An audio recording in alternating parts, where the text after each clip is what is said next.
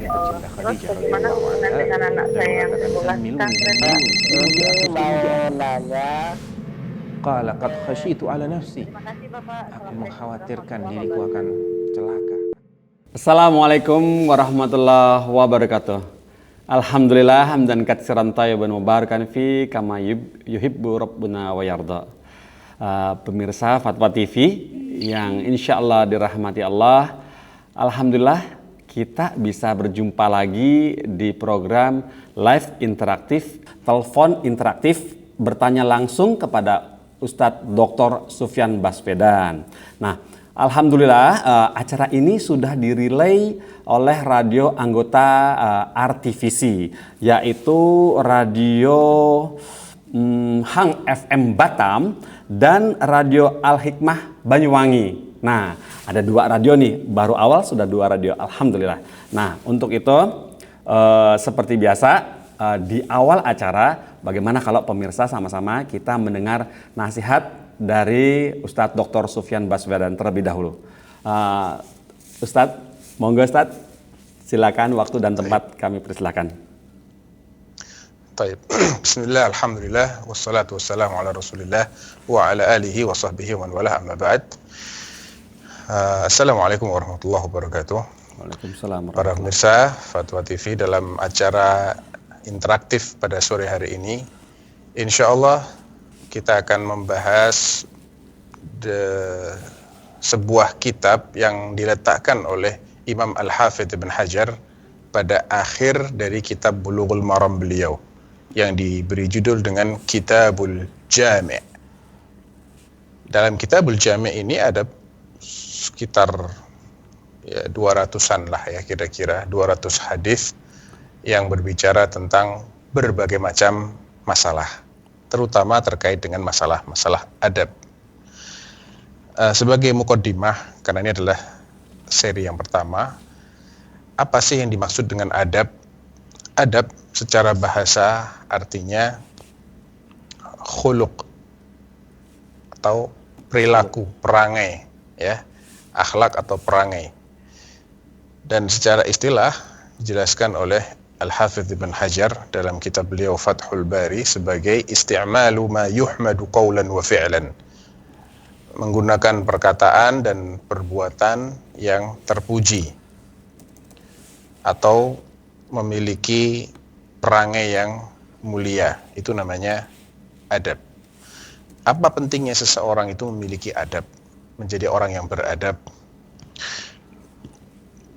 Nabi Sallallahu Alaihi Wasallam pernah berkata kepada sahabat Mu'adz ibn Jabal radhiyallahu taala anhu, dan beliau menjelaskan tentang salah satu penyebab orang terjerumus dalam neraka. Setelah beliau menjelaskan berbagai macam fadilah-fadilah amal, beliau mengatakan, ala adulluka ala milaki dzalika kulli. Mau enggak aku tunjukkan kau, wahai Mu'adz, kepada suatu perbuatan atau sikap yang bisa menjadi bisa dibilang mengatur semua amal ibadahmu. Kalau kamu bisa baik dalam poin ini, kamu akan baik dalam poin-poin yang lain. Kata Nabi SAW, kuffa alaika hadha, tahan lisanmu, wahai Mu'adz, jangan kau umbar semua yang kau ingin sampaikan, kau sampaikan, jangan. Mu'adz pun bertanya, ya Rasulullah, wa inna lamu'akhadhun bima natakallamu bihi, memangnya kita ini akan dihukum oleh Allah dengan ucapan kita? Maka Nabi mengatakan, fakilat ka ummuka ya Mu'adz. Ya, ungkapan ini kalau kita terjemahkan, ibumu akan kehilangan kamu. Tapi ini bukan berarti Nabi mendoakan musibah, bukan. Ini hanyalah ungkapan yang biasa diungkapkan. Intinya Nabi itu heran, kok sampai Mu'adz masih bertanya juga tentang bahaya lisan. Maka beliau mengatakan, wa hal yakubbun nas ila jahannama ala manakhirihim illa hasaidu alsinatihim. bukankah yang menjadikan manusia itu terjerumus dengan wajah yang menghadap ke bawah, ke dalam neraka jahanam, itu juga gara-gara lisan mereka. Artinya di sini adab itu sangat penting sekali, para pemirsa sekalian. Adab dalam berbicara, adab dalam bersikap. Sehingga dalam hadis yang lain yang sahih, Nabi mengatakan, ana za'imun bi baitin fi rabadil jannah liman tarakal mira'a wa in kana muhiqqan. Aku menjamin akan mendapatkan sebuah rumah di pinggiran jannah bagi orang-orang yang meninggalkan perdebatan, berbantah-bantahan, walaupun dia dalam posisi yang benar. Wa bi baitin fi wasatil jannah. Dan aku juga menjamin akan mendapatkan rumah di tengah-tengah surga bagi orang yang begini. Saya lupa apa yang disampaikan oleh Nabi. Wa bi baitin fi a'lal jannah. Dan aku menjamin mendapatkan rumah di jannah yang paling tinggi. Ini topnya ya. Liman hasuna khuluquh, bagi yang akhlaknya baik.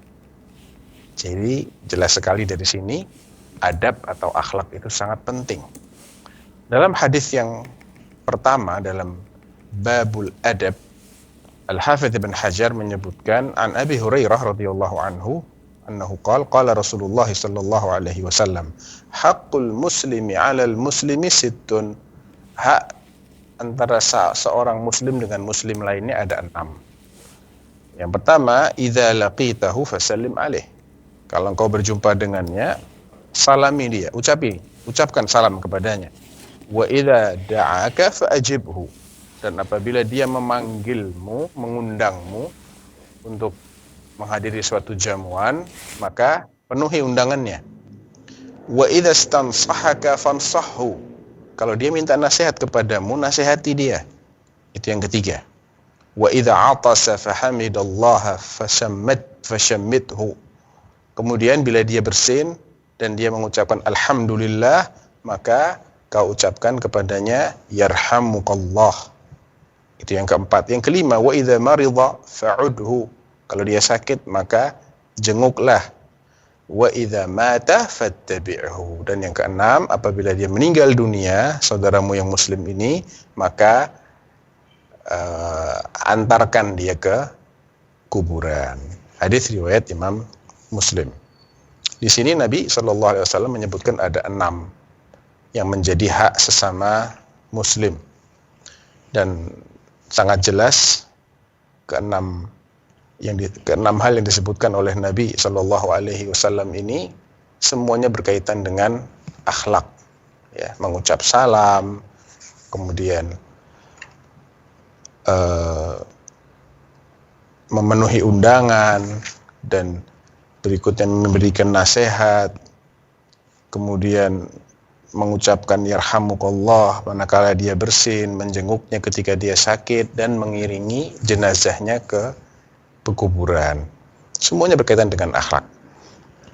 Dan tentunya di balik setiap ibadah ini Allah menjanjikan pahala yang sangat besar. Pahala orang yang mengucapkan salam, kata Nabi SAW, kalau dia mengucapkan assalamualaikum, dia mendapatkan 10 kebaikan. Kalau dia mengucapkan assalamualaikum warahmatullah, dia dapatkan 20. Kalau ditambahi assalamualaikum warahmatullahi wabarakatuh, dia dapat 30. Kemudian dia akan mendapatkan balasan doa. Dia menyebabkan orang lain mendoakan dirinya. Ini adalah fadilah yang luar biasa. Dan Nabi mengatakan, ma hasidatkum yahudu ala syai'in ma hasidatkum ala salami wat ta'min. Orang-orang Yahudi itu tidak pernah merasa iri kepada kalian, wahai kaum muslimin, seperti irinya mereka terhadap ucapan salam dan amin yang kalian baca. Karena mereka tahu bahwasanya salam ini mengandung berkah yang luar biasa banyak. Fasallimu ala anfusikum tahiyatan min indillahi mubarakatan tayyibah. Ucapkanlah salam atas diri kalian sendiri sebagai sambutan dari Allah yang penuh berkah dan sangat baik. Kemudian Nabi menyebutkan hak yang kedua adalah memenuhi undangannya.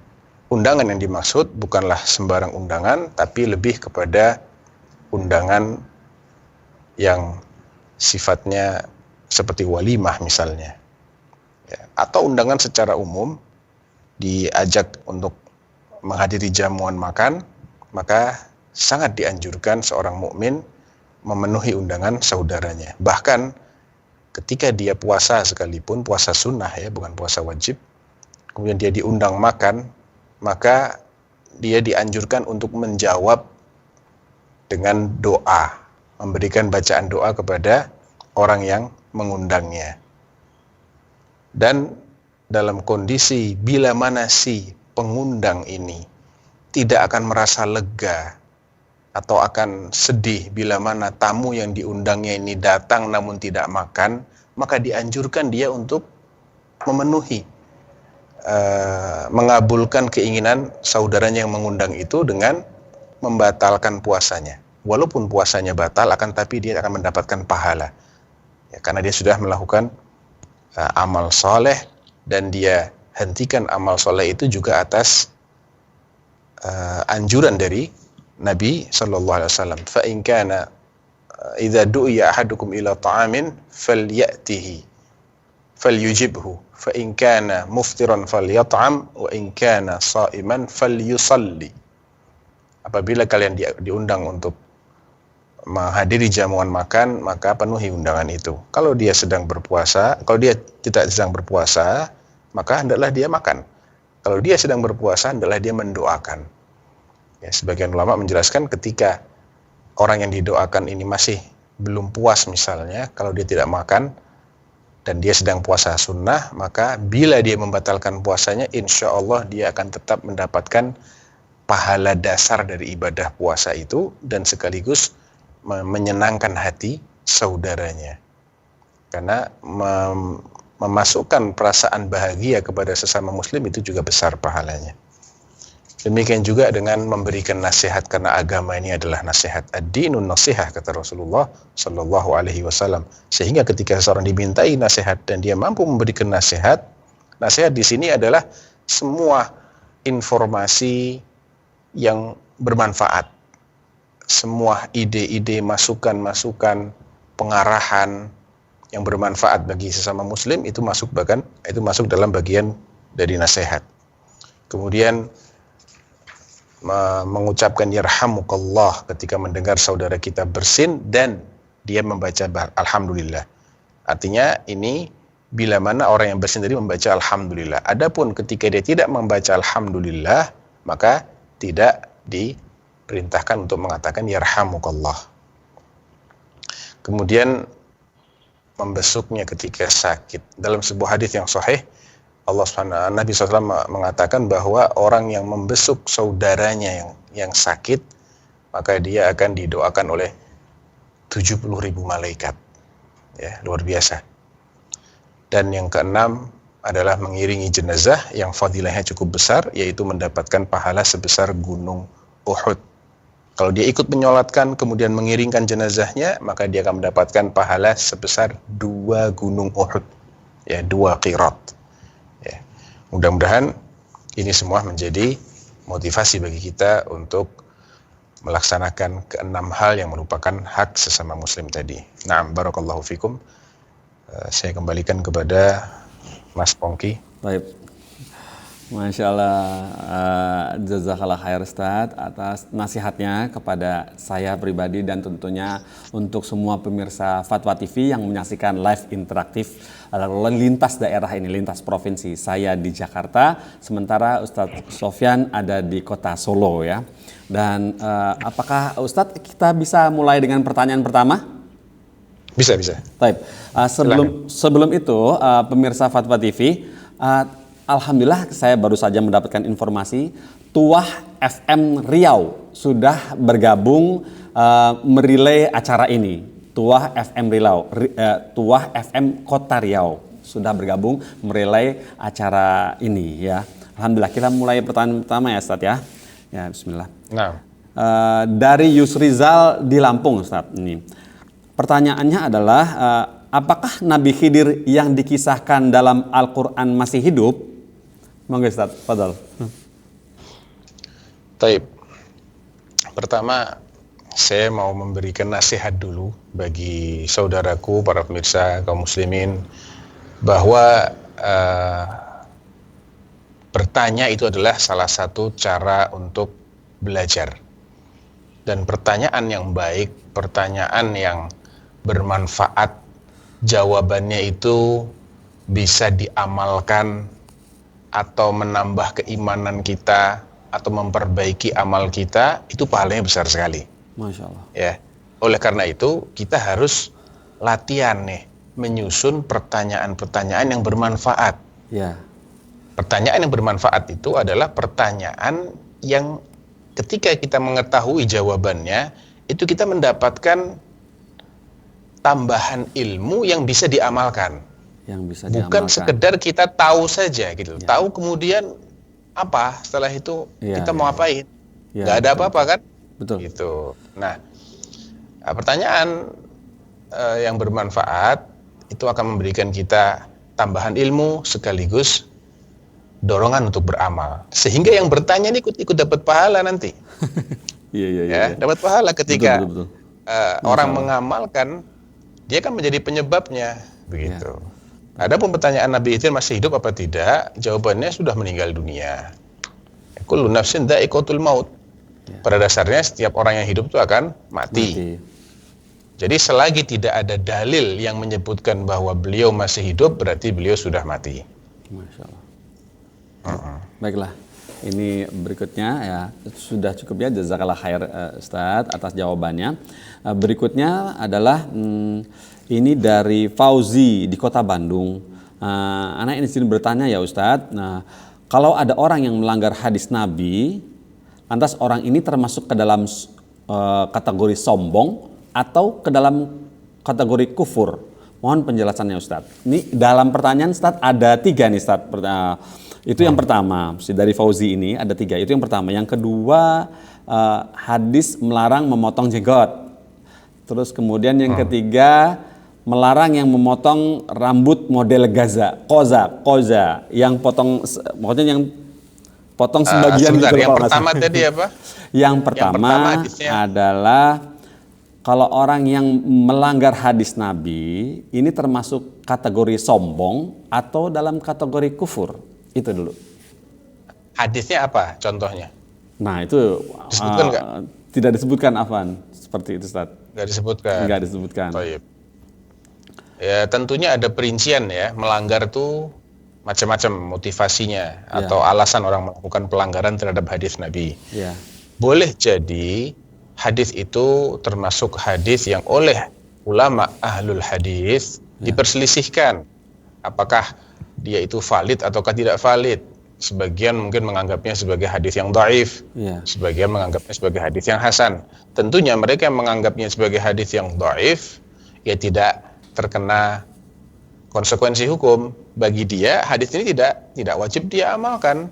Kalau itu isinya melarang sesuatu, ya nggak wajib dipatuhi karena secara penisbatan itu lemah. Sehingga dia tidak meyakininya sebagai sabda Nabi Shallallahu Alaihi Wasallam. Jadi kalau berangkat karena dia tidak meyakini itu sebagai hadis yang sahih dan memang dia punya salaf di sini. Artinya punya salaf itu dia punya ulama panutan dia dari kalangan salaf, yang juga menganggapnya sebagai hadis yang lemah. Jadi ini hanya berlaku bagi hadis-hadis yang memang dari dulu sudah diperselisihkan oleh Ahlus Sunnah wal Jamaah, oleh ulama Ahlus Sunnah. Kalau hadisnya disepakati sahih, dia nggak boleh lagi menyelisihi. Nggak boleh lagi dia menganggap dhaif. Sesat dia kalau menganggap dhaif. Alasan yang kedua, mungkin dia menganggapnya sebagai hadis yang sahih. Tapi kenapa dia langgar? Boleh jadi hadis ini walaupun disepakati sebagai hadis yang sahih, tapi maknanya punya 2 atau 3 pengertian misalnya. Sebagian memaknainya begini, sebagian lagi memaknainya dengan makna yang lain. Nah, ketika seseorang itu mengikuti salah satu pendapat yang itu semua adalah pendapat dari internal Ahlus Sunnah ya. Internal Kita harus garis bawahi. Di kalangan Ahlus Sunnah sendiri dalam menafsirkan atau memaknai hadis ini, apakah mereka sependapat satu kata ataukah ada lebih dari satu penafsiran. Ya. Ketika ada lebih dari satu penafsiran, kemudian yang satu mengikuti, saya percaya hadisnya adalah hadis sahih. Tapi maknanya bukan seperti itu. Maknanya adalah ini berkaitan dengan sesuatu yang beda, sehingga saya tidak amalkan sebagaimana Anda mengamalkan. Misal, maka ini juga harus kita toleransi. Tapi yang jadi masalah adalah kalau tidak ada pemaknaan lain dan sudah disepakati sahih, derajatnya valid, maknanya sudah jelas, ulama nggak ada yang berbeda pendapat dalam menafsirkan hadis itu. Kemudian dia langgar, ini yang bahaya. Iya dia. Kalau dia melanggar karena dia memperturutkan seleranya, Iya. dia termasuk orang yang sombong, batarul haq. Karena hadis itu hak. Dia menolak kebenaran, itu berarti termasuk kesombongan. Iya. Tapi yang lebih berbahaya lagi, kalau dia tidak mau menerima hadis itu. Oh. Misal dia mengatakan, saya tahu itu ucapannya Rasulullah, saya tahu sahih, iya sahih, maknanya begini, iya begini, jelas maknanya. Tapi saya keberatan. Ini Dengan aturan balik. Ngeri sekali. Misal dibilang begitu ya, Iya. saya keberatan dengan aturan ini. Iya. Ini disepakati oleh para ulama, ya, bahwa dia adalah orang yang kufur, keluar dari Islam. Waliyadzubillah. Ustaz, Afwan, saya instruksi Hadis boleh? saja. Iya. Boleh. Ya, saya instruksi boleh Ustaz ya. Taib ya. Ini ada penelpon masuk Ustaz, sepertinya jauh nih, dari jauh penelpon masuk, boleh kita terima? Boleh. Oh, Silakan. taib ya. Assalamualaikum Fatwa TV. Waalaikumsalam warahmatullahi wabarakatuh. Masya Allah. Dari mana nih? Dari Padang, Abu Hamzah di Padang. Abu Hamzah di Padang. Silakan Abu Hamzah, apa yang bisa disampaikan, ditanyakan kepada Ustadz Sufyan? Assalamualaikum Ustaz. Ini ada pertanyaan. Waalaikumsalam warahmatullahi. Apakah semua perbuatan Rasulullah itu adalah hadis, termasuk ketika beliau belum diangkat sebagai Rasul? Contoh, beliau menikah umur 25 tahun, lalu apakah menikah di usia tersebut bisa kita katakan sunnah Nabi Ustaz? Jazakumullahu khairan ya Ustaz. Masya Allah. Abu Hamzah di Padang, Zakalahir sudah bertanya. Monggo Ustadz, waktu dan tempat kami persilakan. Baik.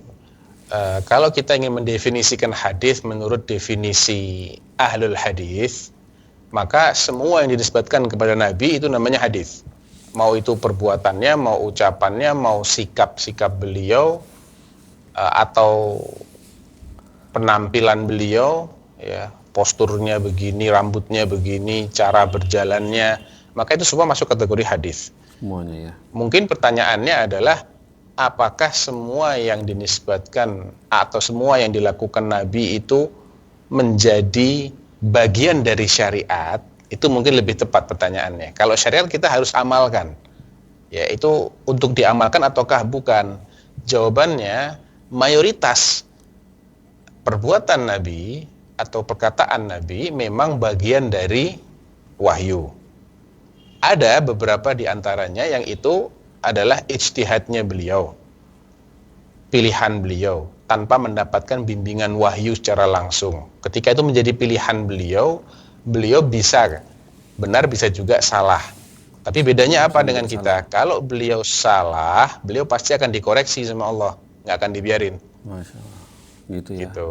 Ya, Tapi ya, kalau ya. kita belum tentu dikoreksi. Kita salah, tetap aja salah. Oh. Kalau Nabi salah, nggak akan dibiarkan oleh Allah. Iya. Itu bedanya di situ. Beda. Ada juga sesuatu yang beliau lakukan itu karena kebiasaan saja, sebagai manusia biasa. Contohnya makan, minum, tidur, bernapas, jalan, ya, berbicara. Ini kan sesuatu yang sifatnya beliau sebagai manusia pada umumnya juga memiliki sifat-sifat itu. Nah, atau Nabi itu suka makan kambing misalnya. Kambingnya bagian tangan. Atau Nabi suka makan sayur labu. Atau Nabi suka makan kurma. Ya. Nah, sekedar kesukaan Nabi itu suka makan ini, suka makan itu, suka makan ini itu tidak otomatis menjadi sunnah, kecuali, maksudnya apa? Kalau ada, saya juga suka makan kambing, apa yang mendorong Anda suka makan kambing? Kalau yang mendorong Anda suka makan kambing karena cintanya Anda kepada Rasulullah, baru itu dapat pahala. Gitu. Jadi niatnya juga harus benar. Iya. Karena kalau semata-mata Nabi suka kambing, itu bukan sesuatu yang sifatnya syariat yang kita harus ikuti, tidak. Iya. Bahkan disunahkan pun juga tidak. Oh, gitu. Tapi kalau kita suka makan kambing karena kita cinta kepada Rasulullah dan kekasih kita itu suka makan kambing, Iya. baru kita dapat pahala di situ. Masya Allah. Wow, Ya. gitu ya. Jadi pahala. terkait dengan nikahnya Nabi umur 25. Nah, Kalau kita hanya melihat hadis ini, maka memang itu terjadi sebelum Nabi diangkat menjadi Nabi maupun menjadi Rasul. iya. 15 tahun bahkan sebelum beliau mendapatkan Jauh, wahyu ya. yang pertama. Iya. Tapi kita punya dalil lain, yaitu sabda Nabi SAW yang diriwayatkan oleh Ibnu Mas'ud, ya ma'syaras syabab, wahai para pemuda, man istata'a minkumul ba'ah falyatazawwaj. Siapa yang di antara kalian yang sudah mampu, memiliki kemampuan secara finansial maupun secara biologis untuk menikah, hendaklah dia segera menikah. Masya Allah. Nah, pemuda ini kan meliputi orang umur 25, orang umur 20, atau mungkin di bawah itu atau di atas itu. Semua yang masuk kategori pemuda, dia dianjurkan untuk menikah. Ya, Terlepas dari usia berapa dia harus mulai menikah. Apakah 25 lebih baik? Belum tentu. Belum tentu. Belum tentu. Iya.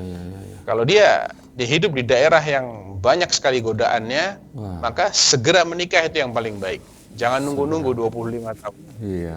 Asalkan dia mampu memberikan tanggung jawab sebagai suami. Mampu bertanggung jawab. Masya Allah, Ustaz. Iya. Ya, jazakallah khair ya. Abu Hasan sudah bertanya. Lantas ini bagaimana kalau kita sambung yang tadi, Ustaz? Boleh nggak, Ustaz? Yang tadi. Boleh.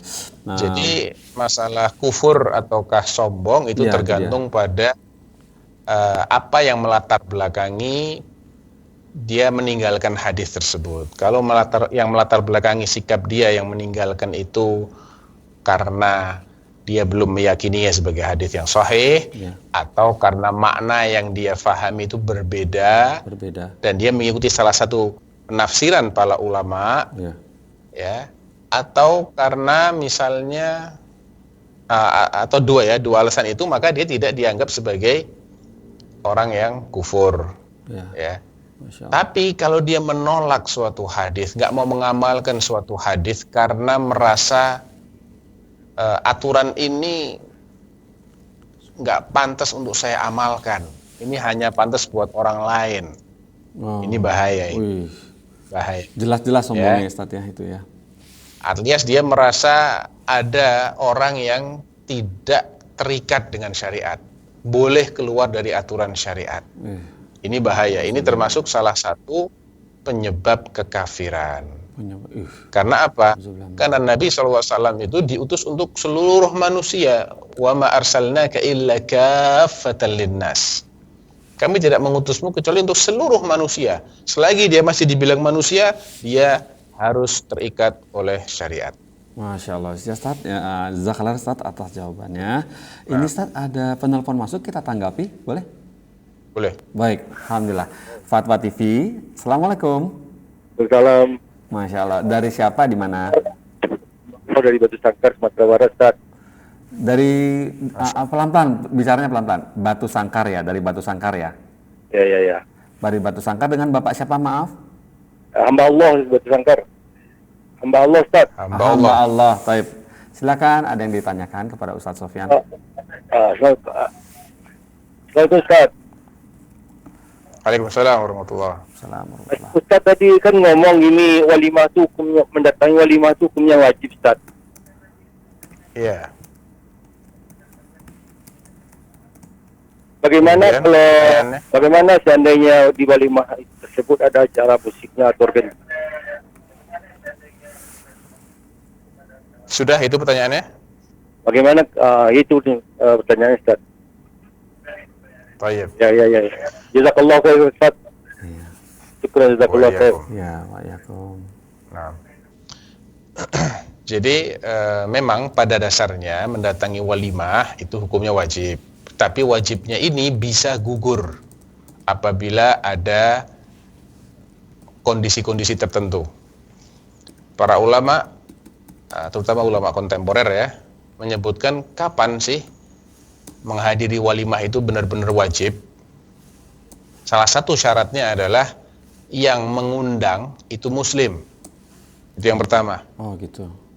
Ya, karena hakul muslimi 'alal muslim. Haknya seorang muslim terhadap muslim yang lain. Kalau yang ngundang non muslim, kita nggak wajib datang. Oh, Masya Allah. Yang kedua, undangan ini ditujukan secara langsung kepada dirinya. Idza da'aka, kalau dia memanggilmu, mengajakmu, mengundangmu. Jadi undangannya sifatnya khusus, bukan undangan umum. Contoh undangan umum bagaimana? Misal nih ada saudara kita mau undang akikahan atau walimah.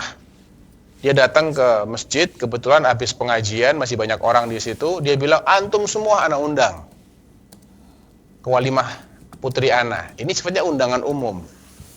Ini tidak sama kalau ya fulan, akhi fulan, antum saya undang ya.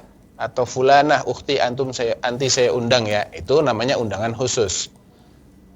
Itu syarat yang kedua. Syarat yang ketiga, menghadiri walimahnya tidak harus dengan safar terlebih dahulu.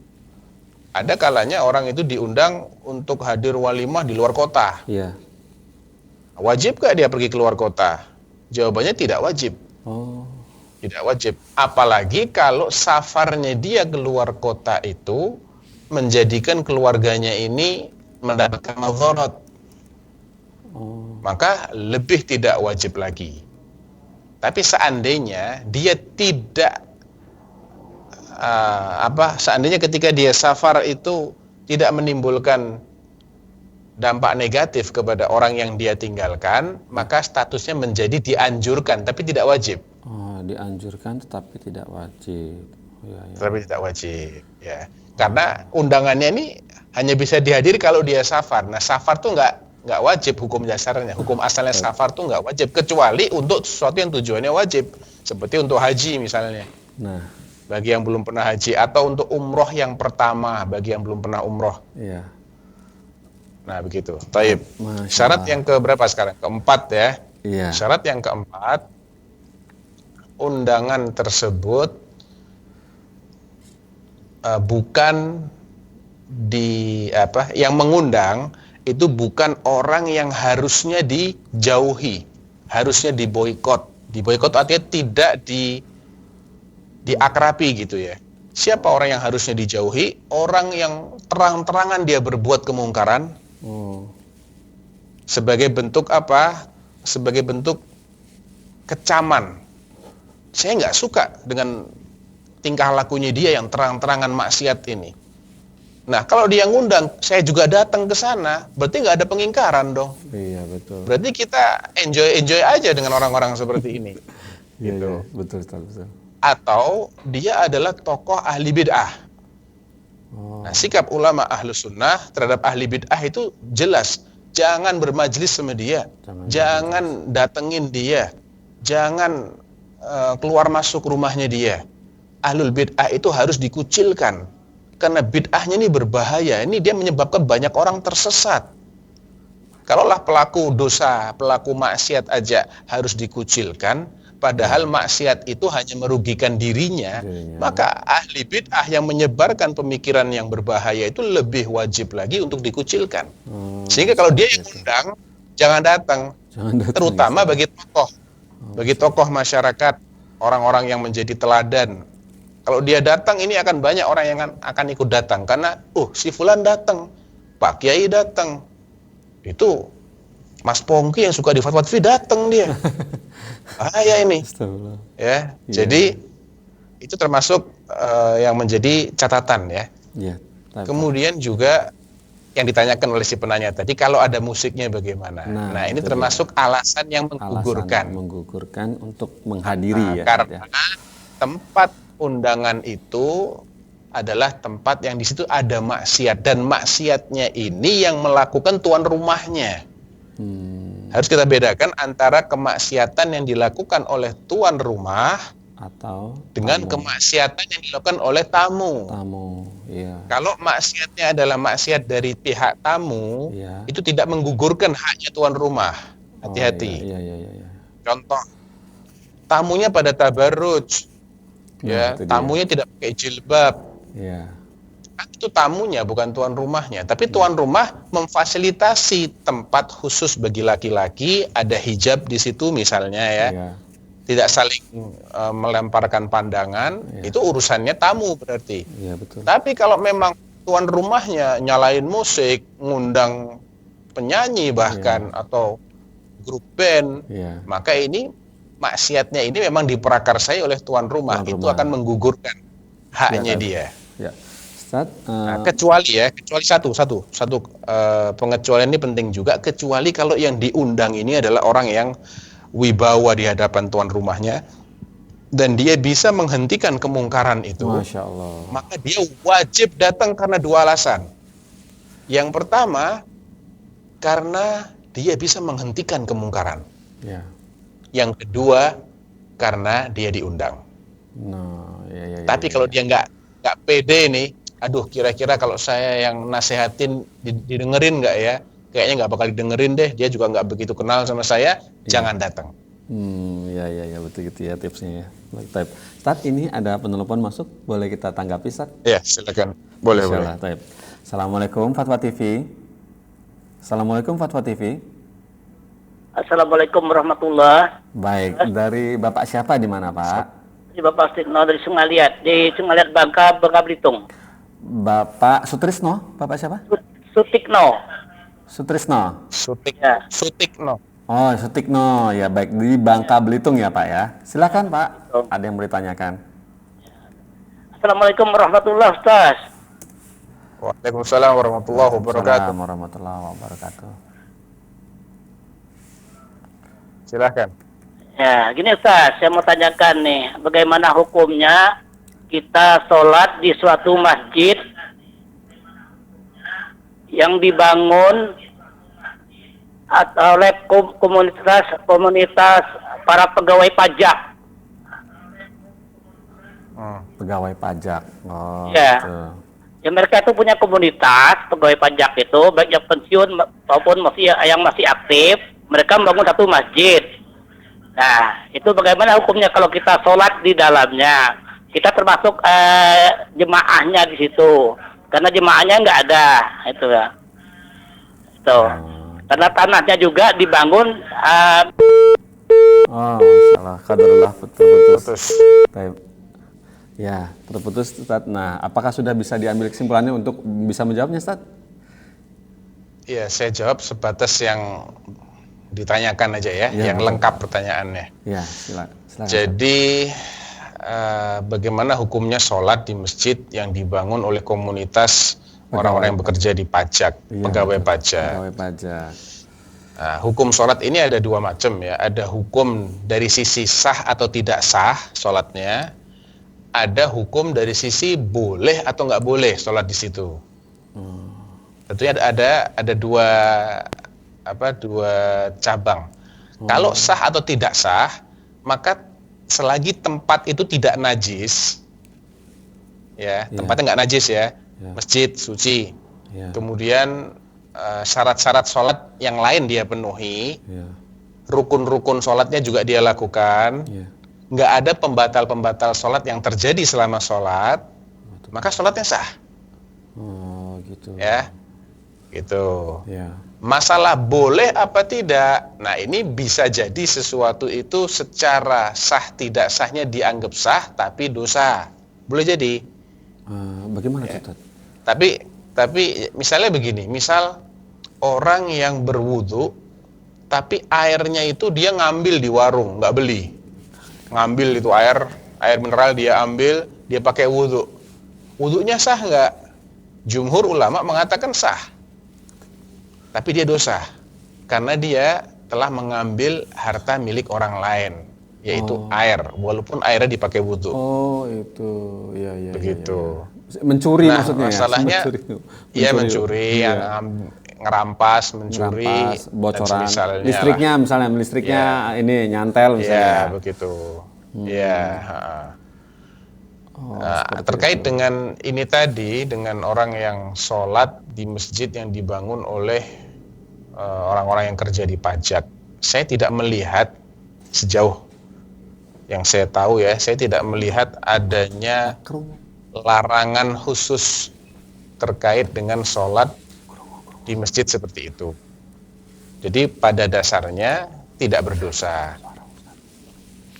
Allahu a'lam. Allahu a'lam. Jazakallahu khairan Ustaz atas jawabannya. Baiklah, ini tadi semoga Bapak Sutikno di Bangka Belitung bisa dipahami ya Pak ya, atas jawaban Ustaz tadi mengenai sholat di tempat masjid yang dibangun oleh komunitas pegawai pajak. Nah, Ustaz, ini yang berikutnya kita masih menyambung pertanyaan yang awal tadi, boleh Ustaz ya, dari Fauzi di Kota Bandung ini Ustaz. Oh, sebentar Ustaz, Yang ada telepon hadis masuk. tadi? Iya betul, tapi kita baik. sela dulu boleh Ustaz ya, ada telepon masuk Ustaz. Boleh. Boleh ya. Ya, Assalamualaikum Fatwa TV. Assalamualaikum. Apakah sudah bisa dimonitor? Assalamualaikum Fatwa TV. Silakan. Belum terdengar nih suaranya nih. Assalamualaikum Fatwa TV. Wah, kita putus aja dulu ya. Ustadz, ini Ustadz, coba kita yang ini Ustadz, yang melanjutkan yang tadi, ini mengenai melarang memotong, hadis Nabi yang melarang memotong jenggot itu Ustadz. Bagaimana? Artinya dia melanggar hadis itu dengan memotong jenggotnya, gitu yang saya pahami. Iya, begitu. Iya, betul begitu. Ya, maksiat. Oh, gitu ya Ustadz ya? Maksiat, iya. Masya Allah. Kecuali kalau jenggotnya itu sudah lebih panjang dari 1 genggam, maka kita masih punya teladan dari sebagian sahabat Nabi, sehingga saya tidak berani mengatakan yang memotong setelah lebih dari 1 genggam itu adalah perbuatan maksiat. Adapun dari Nabi sendiri, tidak pernah ada satu hadis pun yang menyebutkan Nabi memotong jenggotnya, atau jenggotnya Nabi dipotong, Gitu. atau beliau membiarkan itu dilakukan di hadapan beliau. Nggak ada. Itu yang ada hanyalah ijtihad sebagian sahabat Nabi. Tapi bagaimana Ustaz kalau merapihkan, bagaimana merapihkan? Kalau merapihkan ada khilaf ya di kalangan para ulama. Seperti ketika jenggotnya itu ada yang tidak simetris, misalnya panjang sebelah misalnya ya, maka nggak apa-apa, sehingga penampilannya itu buruk gara-gara jenggotnya panjang sebelah. Maka yang panjang sebelah itu boleh dirapikan. Gitu ya. Tapi kalau normal, kalau rapi masuk kategori normal lah. Tidak perlu, tidak ada sesuatu yang nyeleneh gitu bentuknya, maka tidak mengapa. Maka nggak boleh dipotong maksud saya. Jadi merapikan tuh harus jelas dulu. Merapikan tuh kayak apa gitu. Ada orang mengatakan jenggotnya nggak ada masalah, dia bilang saya ingin lebih rapi lagi, saya pangkas lagi. Nah itu nggak beralasan. Nggak beralasan ya. Kalau yang terlihat baru aneh dan istilahnya seperti itu baru boleh ada uzurnya ya Ustadz ya. Nah sekarang satu lagi dari Fauzi di Kota Bandung. Nah hadis Nabi yang melarang bermodel rambut koza. Jadi memotong sebagian tipis sementara memajangkan jambulnya misalnya gitu. Apakah itu apakah ada gitu? Masih juga. Ada naha 'anil qaza. Nah Nabi SAW anil qaza. Apa itu qaza? An yahliqa ba'dhan wa yatruku ba'dhan. Yahliq itu bukan memotong tapi mengerok ya. Iya betul, mengerik Sejauh definisi yang seingat ana, definisi qaza itu dikerik sebagian dan dibiarkan sebagian. Bukan dipotong sebagian, dibiarkan sebagian. Kalau cuma dipotong dan tidak dikerik, Allahu a'lam, saya nggak berani mengatakan itu juga qaza. Karena orang cukur rambut tuh biasanya juga ketebalannya nggak sama. Iya betul. Karena Ada bagian tertentu yang lebih tipis daripada bagian lain. Biasa Iya. itu wajar lah. wajar Tapi ya. kalau dikerik sebagian, yang lain nggak dikerik, itu nggak boleh. Itu koza namanya. Oh, jadi yang istilahnya kerik menggunakan silat hingga licin di bagian tertentu itu ya Ustadz ya? Iya. Oh, seperti itu, Masya Allah. Taib. Kita tanya operator, apakah ada penelpon masuk operator? Tidak ada, baiklah. Kita sambung Ustadz ya, pertanyaan berikutnya yang masuk ke meja redaksi Ustadz. Dari WhatsApp nih, dari Ibu Juis Widya Utama di Jakarta, Ustadz. Halo, Iya. halo. Assalamualaikum. Assalamualaikum. Waalaikumsalam. Oh, ada penelpon masuk, Masya Allah. Dari siapa, di mana? Dari Bapak Andri di Jakarta. Bapak Andri di Jakarta. Taib. Bapak Andri ada yang mau disampaikan, ada yang mau ditanyakan, silakan. Ya, saya mau nanya terkait ini, Ustaz. Sebelumnya saya bekerja di pabrik ya, Ustaz ya. Dan Iya. di pabrik itu kan menerapkan sistem kedisiplinan gitu. Sedangkan kita nih yang kebanyakan orang yang beragama Islam sendiri justru malah meninggalkan kedisiplinan. Apakah sebenarnya dalam di zaman para salaf Rasulullah sudah mengajarkan kedisiplinan atau tidak gitu? Oh. Soalnya banyak di perusahaan-perusahaan Jepang tuh selalu ditekankan Terus. sebagai mungkin ya harusnya begitu. Mungkin bagaimana Ustaz? Tolong dijelaskan. Afwan, ada yang terputus tadi. Bagaimana kalimat terakhir tadi? Perusahaan Jepang tadi kenapa? Ya, di perusahaan Jepang itu kan menerapkan kedisiplinan. Terus sedangkan kita ini yang justru yang sebagai umat Islam justru malah tidak disiplin gitu. Seakan-akan seperti Islam tidak mengajarkan kedisiplinan gitu, Ustaz.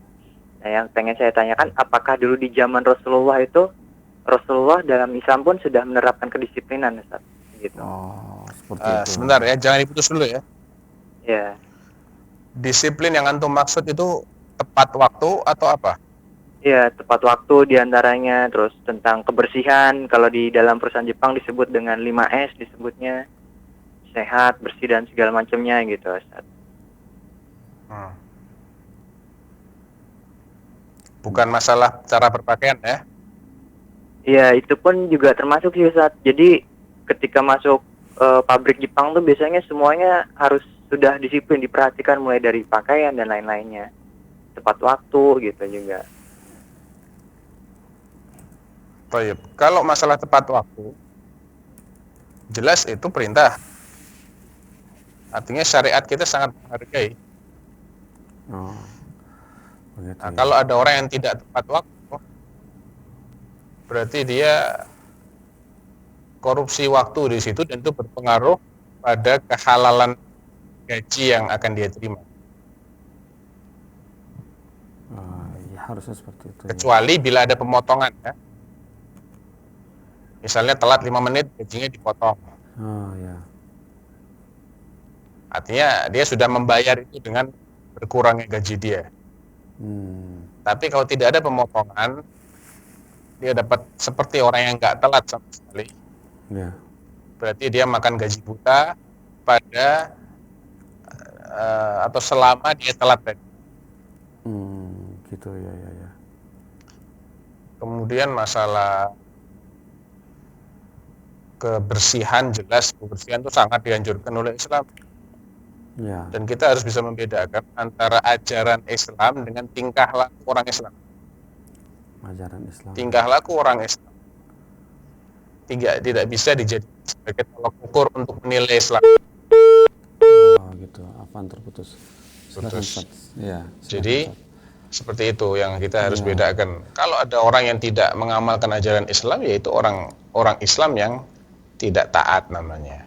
Ya. Adapun ajaran Islam sendiri sangat memperhatikan kedisiplinan, Ya. masalah waktu, ya, aufu bil uqud, tepatilah akad-akad, perjanjian-perjanjian. Bukankah orang yang mau bekerja dengan suatu instansi itu sudah terikat akad, dia menaati peraturan yang ada di situ? Maka ketika ada peraturan yang memang itu tidak melanggar syariat, peraturan yang mubah, dia harus taati, dia harus tepati peraturan itu. Ya. Termasuk masuk jam sekian, pulang jam sekian, masuk dengan hari ini pakaiannya seragamnya begini, dan seterusnya. Harus mengikuti peraturannya Ustaz ya, seperti itu. Harus mengikuti. Baik. Ya. Nah, ini ada penelpon masuk, kita tanggapi Ustaz ya. Ya, boleh. Ya, Assalamualaikum Fatwa TV. Waalaikumsalam. Masya Allah, dari siapa di mana? Dari hamba Allah di Bangka. Hamba Allah di Bangka. Silakan, ada yang ingin ditanyakan kepada Ustadz. Nah, di sini kan kami ada fatwa MUI mengenai penyakit corona yang sekarang ini kan. Kita disuruh sholat di rumah kan. Setelah itu sholat Jumat diganti dengan sholat zuhur. Maksud kami itu di sini itu biar lebih tahu kan bagaimana contohnya dari Nabi, hadis Nabinya mengenai itu yang detail-detailnya. Itu ya Pak. Baik. Sudah cukup? Cukup ya? Ya. Baik, jazakallah khair atas teleponnya. Tafadhol Ustaz. Baik. Sebetulnya kalau ingin lebih detail lagi, silakan merujuk ke fatwa yang telah dirilis oleh Dewan Fatwa Perhimpunan Al-Irsyad terkait dengan masalah sholat berjamaah di masjid maupun sholat Jumat dalam kondisi wabah seperti ini. Bisa ya diakses di website resmi Dewan Fatwa www.dewanfatwa.com. Silakan ditampilkan nanti di televisi kalau bisa. Di situ ada penjelasan yang sangat lengkap dengan dalil-dalilnya. Sebagai kesimpulan saja, Al-Imam Ibnu Hibban, salah seorang ulama ahlul hadis yang wafat tahun 354 Hijriah. Beliau atau 356 Hijriah. Beliau dalam kitabnya Sahih Ibnu Hibban menyebutkan ada 10 uzur. Uzur itu maksudnya alasan yang menjadikan seseorang tidak wajib sholat berjamaah di masjid. Salah satu alasannya adalah adanya rasa takut terhadap keselamatan dirinya atau keselamatan hartanya atau keselamatan keluarganya kalau dia tinggalkan ke masjid. Ada alasan berikutnya karena sakit atau karena hujan. Hujan ini pun tidak disyaratkan harus hujan lebat, tidak. Ada sebagian hadis yang menceritakan Nabi memberikan rukhsah, memberikan keringanan untuk tidak berangkat ke masjid ketika hujannya lebat, jalannya berlumpur dan licin. Tapi ada hadis yang lain yang mengatakan hujan saja, tidak harus lebat. Sudah cukup menjadi uzur. Seperti itu. Baiklah. Jadi banyak sekali, apalagi ketika ini sifatnya adalah penyakit menular, bahkan sangat menular, yang itu cara penularannya adalah dengan kontak fisik. Dan tentunya kalau sholat berjamaah, ngumpul di masjid, kan aturannya itu berjamaah itu aturannya adalah rapat softnya, bukan renggang-renggang loh ya. Betul. Kalau ini berjamaahnya renggang-renggang, dia malah menyelisihi aturan di situ. Benar. Daripada begitu, mending sholat aja sendiri-sendiri di rumah. Masya Allah. Itu masalahnya kan ini harus renggang atau harus rapat. Kemudian sholat Jumat dia mendengarkan khotib berkhutbah. Siapa yang bisa menjamin satu masjid gak ada yang batuk-batuk, gak ada yang bersin-bersin? Sulit kan? 20 menit, 30 menit, mungkin lebih dari itu. Ya, kalau ada yang batuk, siapa yang bisa menjamin yang batuk ini gak positif corona? Nah, kan rentan gitu ya, karena adanya masalah wabah yang sulit kita ini untuk menanggulanginya, manakala tetap terjadi kontak fisik, perkumpulan massa seperti itu, makanya kita bisa mengikuti hadis-hadis Nabi yang memberikan rukhsah bagi orang yang silakan. Ustaz, ada penelpon masuk, kita tanggapi ya Ustaz ya. Ya. Assalamualaikum Fatwa TV. Ya, dari Ibu siapa di mana? Dari Ibu Laili, Pak, Bekasi. Ibu Laili di Bekasi. Silakan Ibu, ada yang mau ditanyakan kepada Ustadz? Alhamdulillah. Assalamualaikum Ustadz. Waalaikumsalam warahmatullahi wabarakatuh. Ustadz, saya mau nanya ini. saya diundang oleh tetangga saya yang melaksanakan walimah. Terus tetangga saya itu dalam walimah itu ada ketimpringan itu loh Ustaz, apa ya? Maka awis apa rebana itu loh Ustaz. Ya. Sedangkan itu dulunya itu adalah sumbangan dari saya. Nah, saya kalau inget itu saya jadi apa ya? Jadi kayak was-was gitu loh. Ya Allah, ini dibolehkan apa enggak gitu. Saya tahu hukumnya kalau ketimpringan itu enggak boleh. Tapi itu masih dipakai terus Ustaz. Bagaimana Ustaz? Apa namanya ya? Maksudnya gini loh Ustaz. Apakah saya masih berdosa Ustaz? Soalnya saya termasuk bagian dari penyumbang ketimpringan itu Ustaz. Itu bagaimana Ustaz hukumnya? Terima kasih Ustaz. Assalamualaikum. Waalaikumsalam warahmatullahi wabarakatuh. Silakan Ustaz. Ya, Ibu selama sudah bertaubat, sudah menyesali telah menyumbangkan alat tersebut, kemudian dalam hati Ibu tetap menolak keberadaan alat itu maupun penggunaannya, maka insya Allah sudah tidak berdosa. Ya, insya Allah sudah tidak berdosa. Karena itu yang mampu Ibu lakukan kan? Kalau Ibu ingin lebih baik lagi, diminta aja alatnya. Tapi kan belum tentu dikasihkan. Jadi ya sudah, yang bisa Ibu lakukan adalah menyesali hal tersebut, istighfar kepada Allah, dan tidak akan menyumbangkan lagi alat-alat musik seperti itu. Ini sudah cukup insya Allah sebagai taubatnya. Wallahu a'lam. Ya, Masya Allah. Ya, Ibu Leli, jazakallah khairan Ustaz atas jawabannya. Semoga Ibu Leli bisa dapat dipahami ya jawaban dari Ustaz. Dan pemirsa Fatwa TV, alhamdulillah tidak terasa kita sudah hampir di penghujung acara Ustaz. Untuk itu kami informasikan kembali bahwa live interaktif meneladani akhlak Rasulullah SAW ini diasuh oleh Ustadz Dr. Sufyan Baswedan Hafizahullah Ta'ala di setiap hari Kamis pukul 16. Saya ulang ya, hari Kamis pukul 16. Nah, kemudian terima kasih kepada radio yang tergabung dalam asosiasi RTVC, Radio Hang FM Batam, Radio Al Hikmah Banyuwangi, dan Radio Tuha FM di Riau. Terima kasih dan kami mohon maaf kepada pemirsa yang belum sempat kami jawab pertanyaannya, dan penelepon yang juga mungkin agak jalurnya agak ribet lah, maksudnya agak penuh ya mungkin jalurnya seperti itu. Dan terutama saya dan kami segenap kru berterima kasih kepada Ustadz Dr. Sufyan Baswedan atas waktunya Ustadz. Semoga semoga kita bisa istiqomah ya Ustadz ya melayani pemirsa. Amin. Ya, alhamdulillah.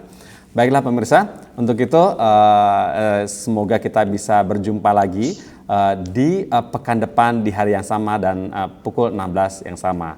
Untuk informasi kegiatan Dewan Fatwa dan informasi mengenai apa saja update dari Fatwa TV bisa diakses melalui website dewanfatwa.com. Nah, baiklah, akhir kata saya ucapkan jazakallahu khairan dan subhanakallahumma wa bihamdika asyhadu an la ilaha illa anta astaghfiruka wa atubu ilaika. Wassalamualaikum warahmatullahi wabarakatuh. Terus bagaimana hubungan dengan anak saya yang sekolah pesantren? Qala qad khasyitu ala nafsi. Terima kasih Bapak. Aku mengkhawatirkan diriku akan celaka.